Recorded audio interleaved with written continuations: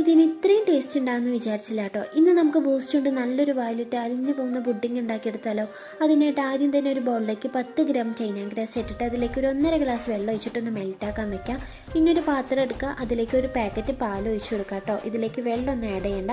ഇനി ഒന്ന് പാല് തിളച്ച് വരുന്ന സമയത്ത് അതിലേക്ക് ഒരു 1.5 പാക്കറ്റ് ബൂസ്റ്റും കൂടി ചേർക്കാം. 5 രൂപയുടെ പാക്കറ്റ് 1.5 പാക്കറ്റും ചേർക്കുന്നുണ്ട്. ഇനി നിങ്ങൾക്ക് കൂടുതൽ ഫ്ലേവർ വേണമെങ്കിൽ 2 പാക്കറ്റും ചേർത്ത് കൊടുക്കുക കേട്ടോ.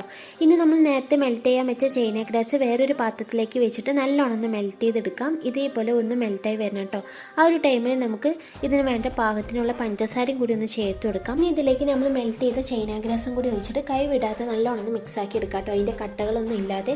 ഇനി ചൂടോടെ തന്നെ വേറൊരു ട്രേയിലോ പാത്രത്തിലോ ഒരു അരിപ്പയും വെച്ചിട്ട് ഒഴിച്ചു കൊടുക്കാം. അപ്പോൾ ഈ ഒരു പുഡിംഗ് ഫ്രീസറിൽ വെക്കുകയാണെങ്കിൽ നമുക്കൊരു 10-15 മിനിറ്റ് കൊണ്ട് തന്നെ സെറ്റായി കിട്ടും കേട്ടോ.